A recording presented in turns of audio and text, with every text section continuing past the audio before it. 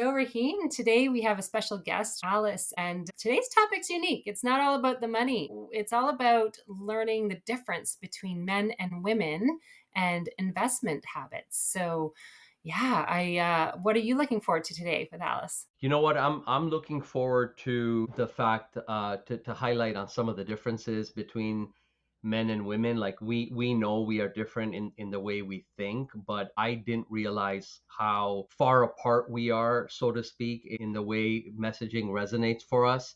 So I'm really looking forward to her dialogue with us on this topic because I think it's very underrated. As advisors, we need to really pay attention to who our audience is and how we communicate with that party.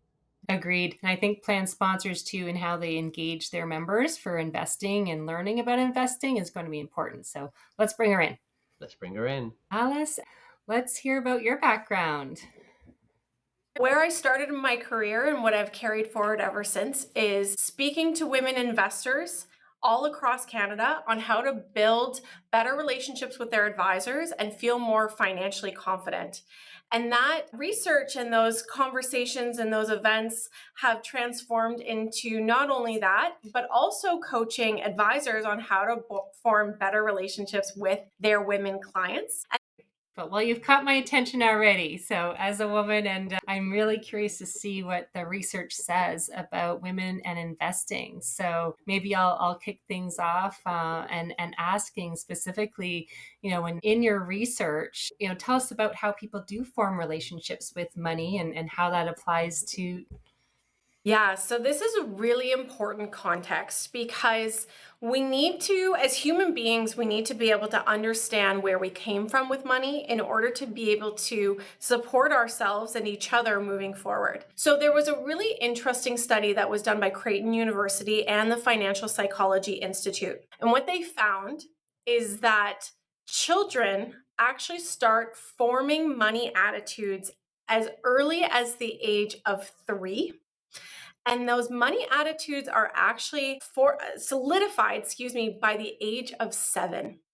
Okay. I know, staggering. I get I'm in trouble. that response I every have an time. 8-year-old, It's too late. but I also have a 2-year-old as Okay, well. So okay, there's so there's they have time hope. there. Yeah, Yeah. exactly. And the reason why that happens is because we are mimicking the people around us. So if you watched mom and dad painstakingly balance the checkbook every Friday night after dinner, that had an impact on you. If you had grandparents that let you want for nothing, that had an impact on you. And that's relevant to women because it empowers us in 3 different ways. First, it gives us context. And context, especially for women, helps us make better decisions moving forward. If I understand how I was raised to think about money, that helps me better navigate that or manage that moving forward based on my current emotions, my current situation, so on and so forth. So it's empowering that way because it just allows us to manage ourselves better. The other thing it does is it allows us to have better money conversations. So if I understand my financial upbringing and I understand my partner's financial upbringing, it allows me to better have conversations about how we're feeling about money, what is or is not important, why something might have triggered us in a specific way. So it just allows us to have deeper, better conversations. But most importantly, and the reason why I think this is just such an important topic, is that women are so hard on themselves. They are so quick to criticize themselves in terms of how they are with money. And we hear this all the time. I'm bad with money. I'm terrible at numbers. I don't understand this. I'm not the money person in the household. I just let my husband do it. And that drives this sense of inadequacy that impacts the way that we think, feel, and act about money, whether we realize it or not, whether we want it to be that way or not. So it allows for a space of forgiveness because it allows us to say, no, you know what? I don't always have control over the way that I feel about money, but I can use my understanding of that to make better, more confident financial decisions moving forward. Interesting. So, going back to we're all entrenched in social media. So, on TikTok and on Instagram a year ago or two, maybe at this point, the girl math videos did probably drove you crazy, I bet, because it's going completely counter to what you were just talking about. Yeah, you know what? It does and it doesn't. That's a really interesting concept. I think the thing about women and money is that we do organically think differently about money than men. Can you And double that's click on that? okay. Yeah, yeah, absolutely. So I could go on about this for hours, so I'm going to try to truncate it into a couple of minutes. But what you have to understand is that women and men's brains are actually neurologically wired differently. So the neurons in men's brains are actually wired from front to back, and they're very linear, versus women's neurons are wired from side to side. Okay. That's really important in terms of how we interact with society. Men are very linear thinkers, they're very action oriented. Okay. They're very reward oriented. Women, because we're wired from side to side, tend to be a lot more emotionally aware. We tend to be a lot more detail oriented. We tend to be much more conscientious of our surroundings and what's happening and how people are feeling, and social cues and so on and so forth. And so that impacts the way that we think, feel, and act about money. And what's important with that is that by no real fault, the wealth management and investment management and the insurance business was largely built by and for men. And so that impacts the way that the industry and that people feel like this is being set up, because it turns women into the, well, girl math is wrong. Girl math says that, you're financially irresponsible. Girl math does this, girl math does that, right? But in reality, women just have a different way of thinking about money. And that's really important for wealth professionals, for plan sponsors, and even for women to understand and embrace. Is it's not wrong, it's just completely different. Right? We know lots of men who can justify a Maserati. That's no real different math than buying the extra lip gloss from Sephora because it was 50% off, right? It's no real different. It's just a different perspective. There's so much that you said there that explains. I'm constantly Yeah. told what a detailed storyteller I am, and that it takes like probably 3 times as long to tell the story than necessary. Yes, because women love context, right? Women love the follow-up questions. Rahim, how many times have you been criticized for not asking for details? Every day. Exactly, right? Women's brains are so much more, they're taught to seek out deeper understanding than men. And that impacts the way we are with money, because we need a deeper level of understanding to feel financially confident and to feel empowered to move forward with a decision. So let's take that alone and kind of Yeah. walk through the process, starting with I'll say starting from the advisor standpoint. So when you think about Rahim, I imagine you're doing employee education sessions or one-on-one meetings with people with their financial planning. I mean, even notionally speaking, Rahim, what do you observe in how you present as an advisor or share information with a client if you say you have that traditional husband wife across from the table, and let's say they're both employed, right? They're both employed, they're both invested, no pun intended, invested in the conversation.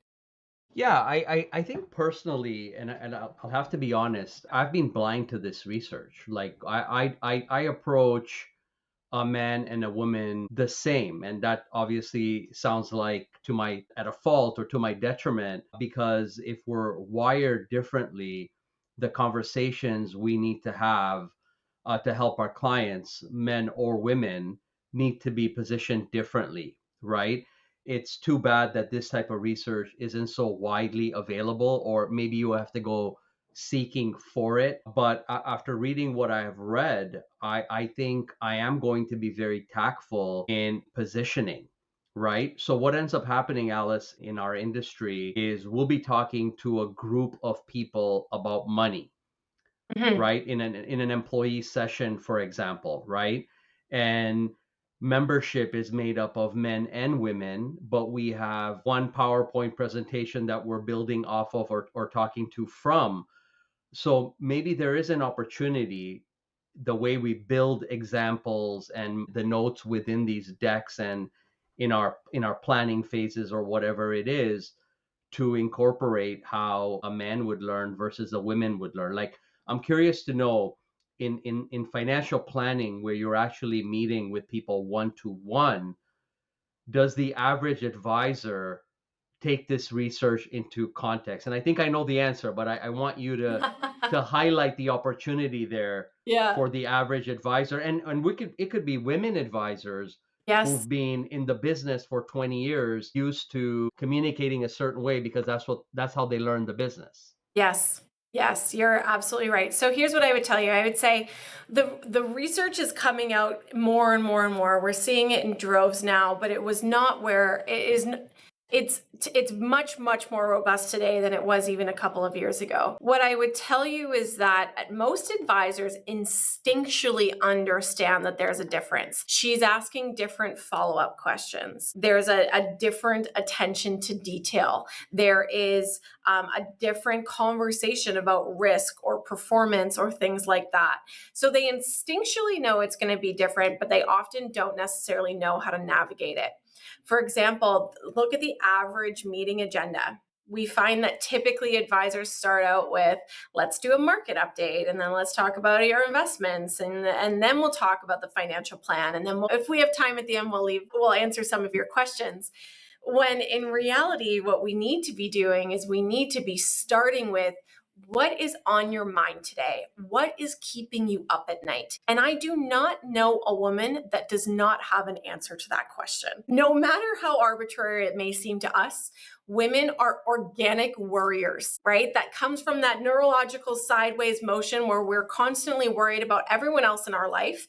There's always something on our minds. And so if you can start the meeting with that, tell me what's on your mind. Tell me what's happening in your life. Tell me what you're excited about or worried about. That opens up a completely different type of meeting. And that makes it a more client-centric meeting. Because here's the reality. There has been research that has been around for over a decade now that shows that 70% of women leave their investment advisor within a year of losing their spouse, either to death or divorce. Okay? That stat remains relatively unchanged. And the reason why is because women report feeling like a byproduct of their relationship instead of the forefront. They feel like the afterthought. And a lot of that comes from just the way that the conversation flows. They start talking about markets, which isn't necessarily of interest to them. And then they're talking about stock stories and their eyes glaze over. And then they're talking about, and it's not until towards the end of the conversation where they actually get pulled in. So if advisors can tweak the conversation to be more client-centric, it's a win-win for everyone, because men will happily answer those questions as well. But it will make the woman client feel a lot more cared for, a lot more of the focus, because they want to feel heard. They want to talk about what's on their mind, not necessarily hear what's on yours. So So let's sorry, go ahead, Caroline. I was just going to say that's really interesting from the advisor standpoint. And then now I'm thinking also of many of our listeners who are like the plan sponsors, the employers that are putting in the plans. So in that same vein, maybe what advice would you offer there as to how an employer can communicate or provide the right platform for maximum engagement from everyone, really? Yeah. Yeah, that's a really good question. And I can't say I have the silver bullet answer, but here's what I will tell you. Women are statistically much more likely to underestimate their financial literacy. They either are raised without it or they have it, but they underestimate it. And this comes from a study that was done by the Global Financial Literacy Center, I believe in 2022, that basically highlighted the fact that there's a confidence gap. Women will either hesitate or refuse to participate in the global financial markets because they don't have financial literacy and therefore do not feel like they have the right to make financial decisions, or they have financial literacy, but they are much more likely to assume that it's not enough. and therefore will continue to hesitate or refuse to participate. And so I strongly believe that financial literacy is the key. And I think that a plan sponsor that wants to be invested in empowering their employees needs to understand that financial literacy is one of the best things that you can do in terms of employee empowerment and engagement, because you are showing them how to make better financial decisions, how to be more confident with their financial decisions. And statistically, employees who make good financial decisions are better employees. Right? So it is a really important consideration. What is interesting is that men actually tend to overestimate their financial literacy. They tend to jump to the conclusion that they already know. But regardless, both parties can benefit from that education. So in order to increase engagement and kind of impact employees in a really positive way, that financial literacy is a really big part of it. And not just we're gonna have a couple of sessions, and if you have questions, great, and if you don't, often it's dialogue, it's having ongoing discussions, it's mentorship programs, it's forums and chats, and so on and so forth. Those are the things that tend to make a really big difference. Yeah, no, I like that. I'm confused because, for a while as a society, we've wanted to represent everybody as equal and similar. Yet I feel like this research tells me we are different. We need to understand that and celebrate that and curate content for the differences that we have. So I think we need to fess up to that, and maybe, having sessions specifically for women employees is not a bad idea. Like, where you're not separating or segregating a bunch of people. But I think if you don't do that, it's hard to address these concerns that apply to a specific group of people. Having said that, Alice, I'm curious. So if I'm a woman and I need financial help, like, how am I identifying the perfect match advisor for me? Like, what Yeah. am I looking for? Yeah, that's a really great question. So let's talk about the characteristics, but I think it's also important to talk about the actual steps to find that person. So what is interesting in the pushback that we get from advisors across Canada is, well, surely women want to work with women. And that's not always the case.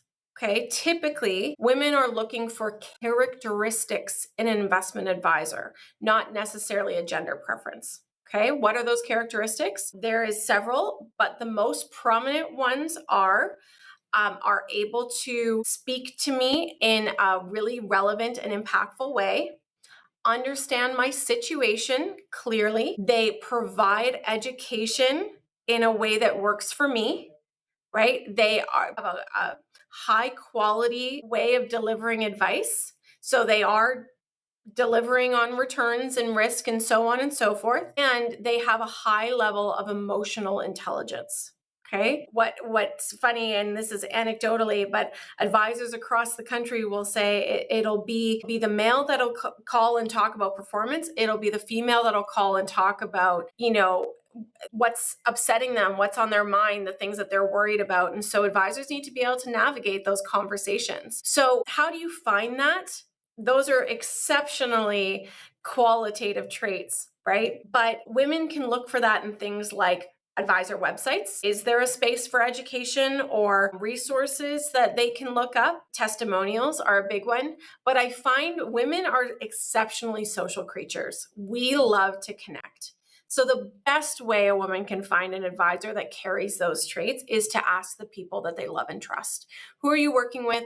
Why do you like them? And if you can come up with a short list of 3 or 4 or 5 names and then talk to those people with those things that are important to you in mind, typically women have pretty good instincts about who does or does not work for them, and they will narrow in on someone that they really enjoy working with. But it does have to be a proactive exercise. And that is typically why so many women leave their advisors when there's a money in motion, like death or divorce, because they don't really take the initiative before that. But what I will tell you, which is really, really important that we are noticing, again, this is anecdotal, but I'm hearing this from advisors and investors all across the country, is men are now more invested in making sure that they're female spouse feel financially confident. So they are much more likely to want to switch advisors to work with someone that their partner feels really confident in moving forward.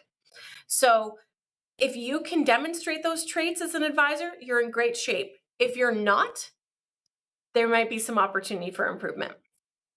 I'm going to add something too that I just, it was a topic of discussion in a networking group, a women's networking group that I'm part of, that may be a good tip for really anyone out there that's looking to connect either way, whether you're a man meeting with, woman and man, or vice versa, right? Is the simple art of checking in with both parties. And Yes. not making those assumptions as to who's the decision maker. It all sounds very practical, but the eye contact and do you have a question like directed at each person independently as Yes. individuals is important, and it can go a long way to have that connection Yes. and even invite the feedback, even if the person has been silent for the whole meeting. There's probably 14 questions in the mind, but to pull them out means you've connected with that person, and that has come through very strong in that discussion group that I'm a part of, and I think could really apply to life in general.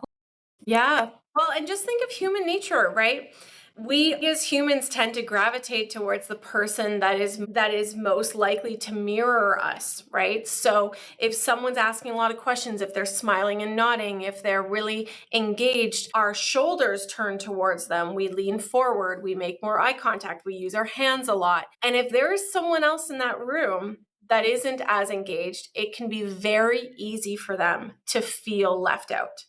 So advisors need to check themselves and make sure. And I actually spoke to an advisor in Southwestern Ontario who had a colleague, with the client's permission, sit in on his review meetings for a week to make sure that he was addressing both the male and female. That being said, women also have to carry the responsibility of taking control of the conversation. And as much as we would love our financial professionals to all be perfect, right? It is also on us to be involved. And if you are feeling like it's hard to get a word in sideways in a review meeting with your partner or with the advisor, whatever it may be, speak up. Ask for the time. Advisors have a fiduciary responsibility to get to know both clients equally in a partnership. So if you feel like you have questions to ask, if you feel like there's things that aren't being addressed, find ways to address them, because they can't read your mind and they only have so many hours in a day. And it is your responsibility to say, no, you know what? Something is important to me and I want to talk about it. So let's shift gears a little bit, or thinking specifically about retirement goals, right? So you're in a savings plan. When you think about the topic of retirement, what are some of the key differences that you have observed in this study between women and men and how they think just about major life goals such as retirement? Yes, absolutely. So you have to understand that, especially in Canada, there is a retirement gap, which says that women are actually feel a lot less prepared for retirement than men. Okay. And in fact, I found a quote earlier that showed that, and have it here. According to the Healthcare of Ontario pension plan, 64% of women do not feel prepared for retirement.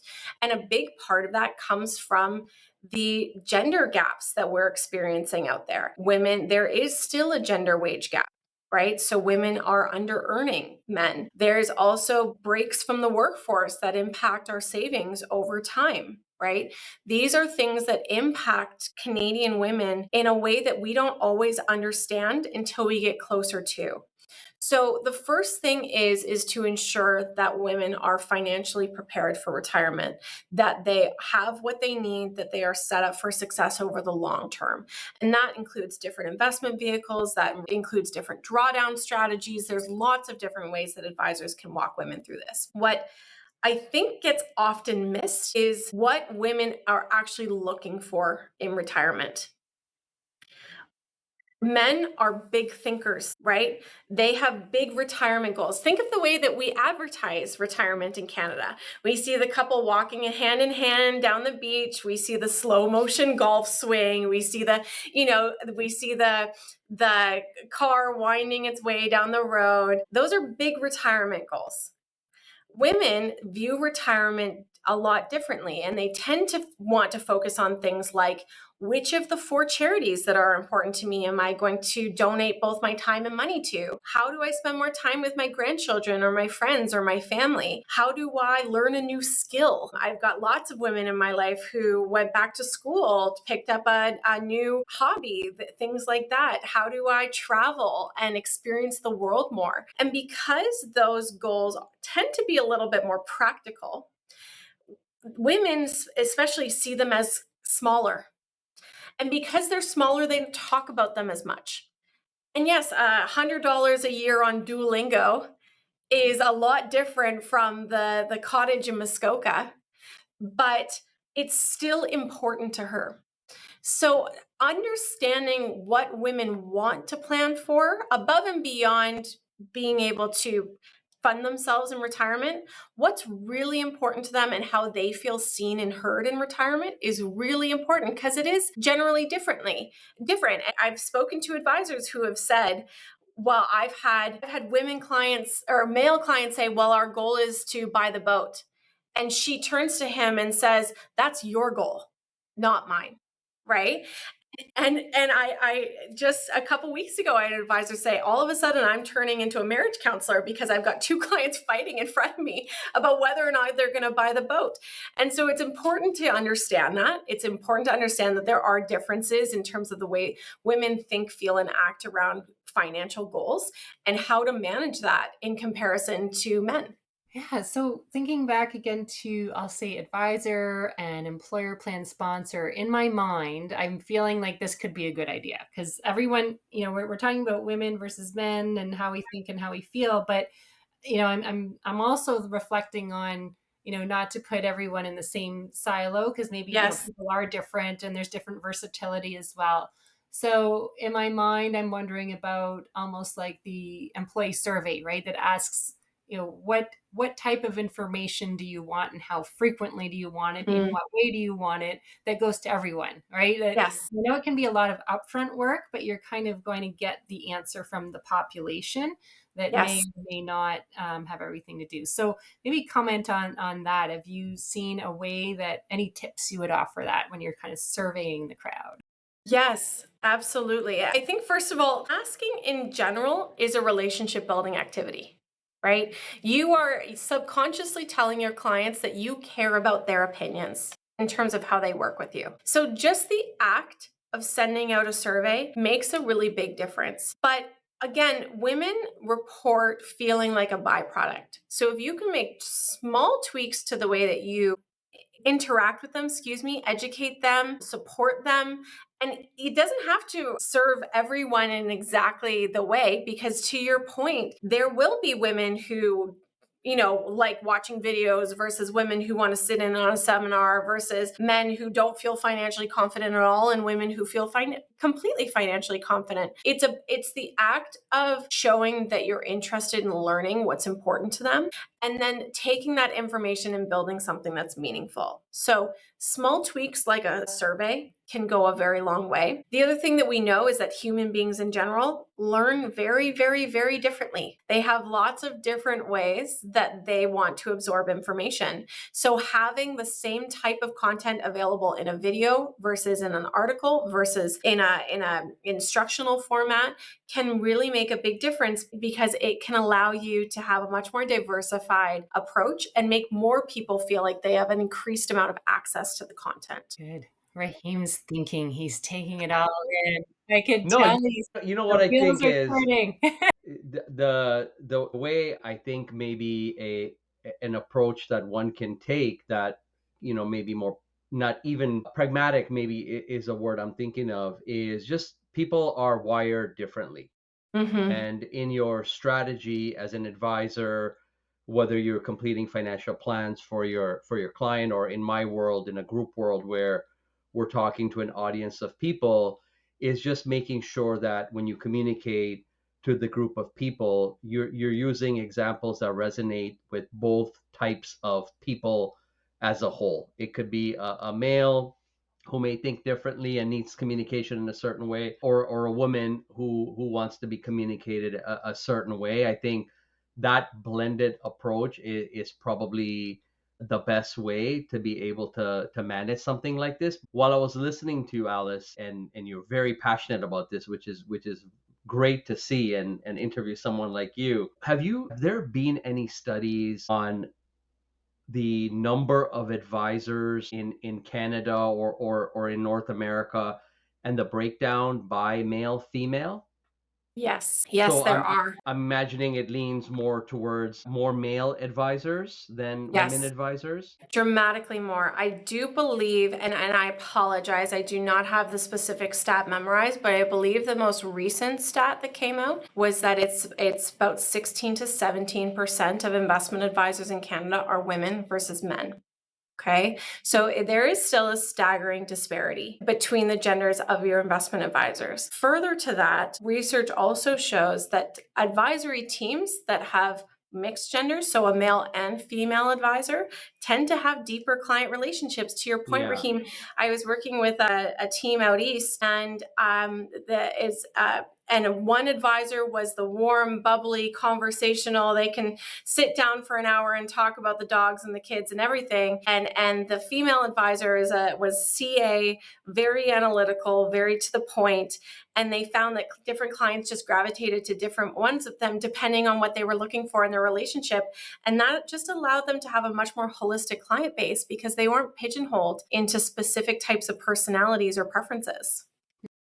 That could be a No. great tip going to an employee meeting, right? If you have a pair of people that are Mhm. going to be able to relate to anyone in that population. Yes. Yes, absolutely. Very good. Good. Well, maybe as we draw to a close, is there anything else in the research study, Alice, that you found that you want to make sure the business owner, plan sponsors, or advisors should know from you?